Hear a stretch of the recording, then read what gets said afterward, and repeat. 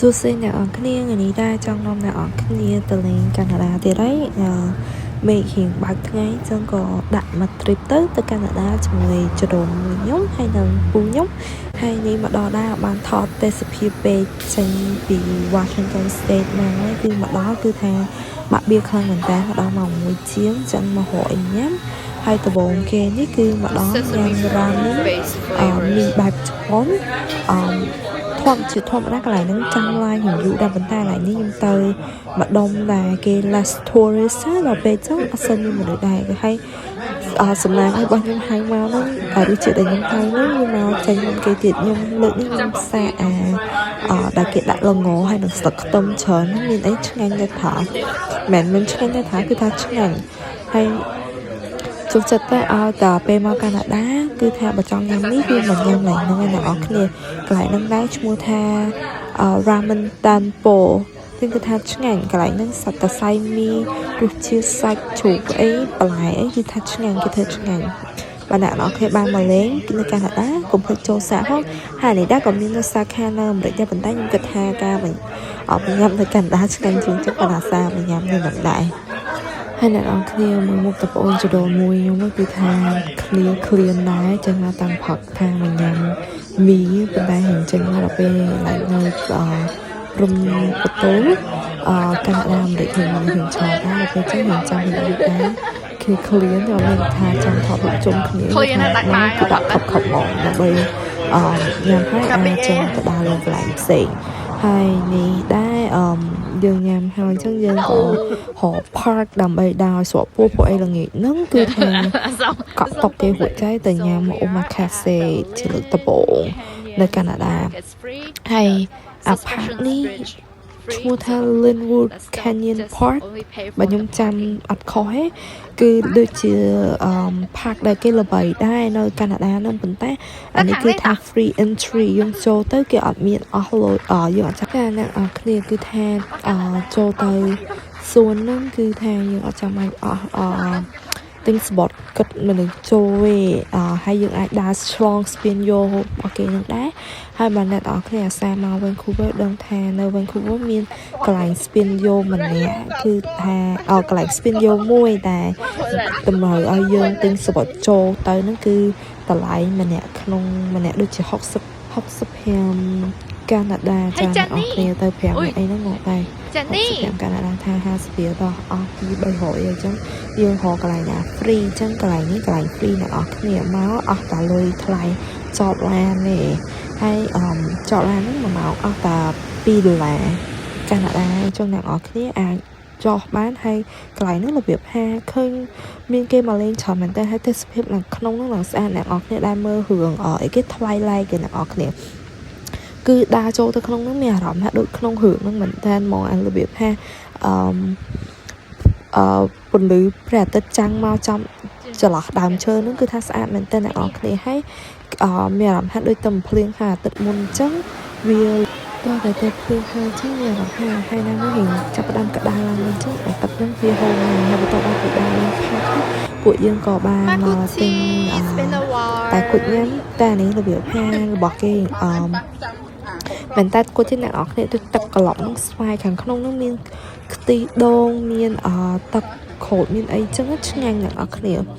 ហើយបន្តមកគឺថាដល់ពេលវេលាដែលពួកយើងហូបចាំហើយគឺថាពួកខ្ញុំបាននាំគ្នាទៅញ៉ាំ omakase ហើយនេះអ្នកនរគ្នាអីគេ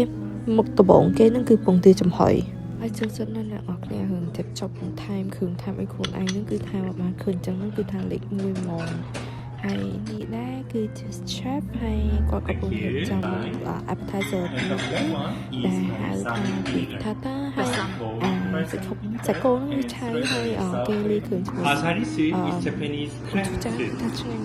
This time I bring very hot soup for you. The reason is that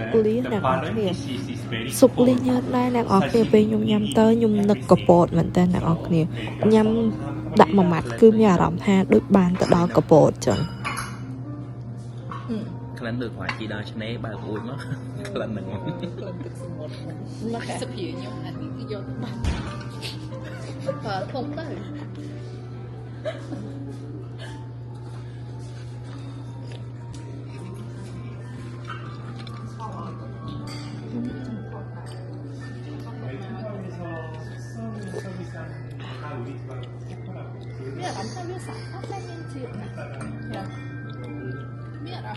This is ហើយ live នេះគឺជាចុងហើយដែលគាត់យ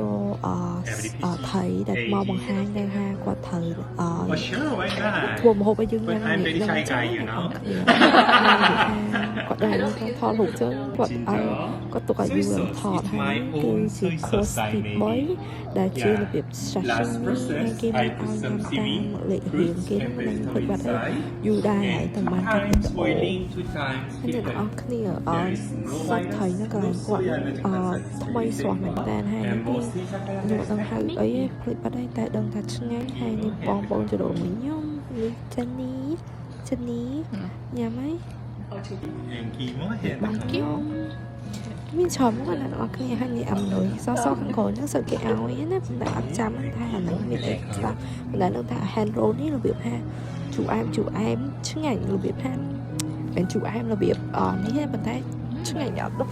បកស្រាយថាមិនទេចេញ review ម្ហូបលើកទី1អញ្ចឹងដូចយើងត្រឡប់ទៅលើទីអ្នកនរគ្នាកុំប្រកាន់ណា